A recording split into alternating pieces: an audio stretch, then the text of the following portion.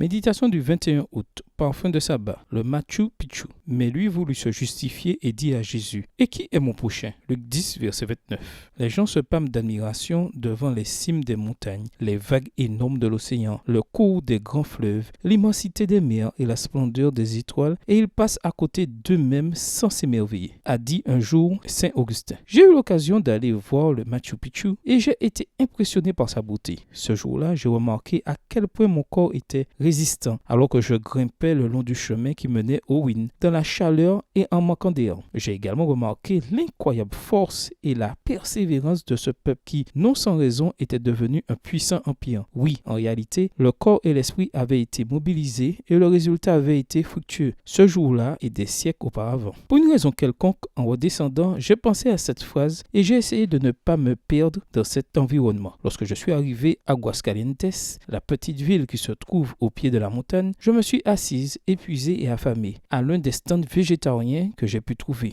Et malgré tout ce que j'avais appris ce jour-là sur mon corps et sur les anciens Incas, ce qui me revient avant tout en mémoire est la petite fille qui s'est alors occupée de moi. Alors qu'elle me servait une soupe de quinoa, d'avoine et de légumes, nous avons eu une conversation animée. Ses parents étaient cuisiniers et comme beaucoup d'enfants, elle aidait dans l'entreprise familiale. De nombreux enfants jouaient au milieu des restes de nourriture et de la poussière apportée par des milliers d'étrangers. En voyant qu'elle sacrifiait ainsi sa vie et qu'elle avait tant de besoins, je me suis émerveillé devant son sourire et la lueur qui se trouvait dans ses yeux. Elle m'a donné la plus grande des leçons. Combien de fois suis-je passé à côté d'une personne dans le besoin sans même la remarquer? Combien de fois ai-je ignoré le sourire des plus démunis? De quoi notre corps est-il capable aujourd'hui? Faisons en sorte d'admirer la nature, de sortir de notre sédentarité, de prendre soin de notre corps, de réaliser des exploits en faisant de l'exercice physique, mais surtout d'être sensible aux besoins des gens qui nous entourent. C'est là que notre résistance et notre force sont mises à l'épreuve.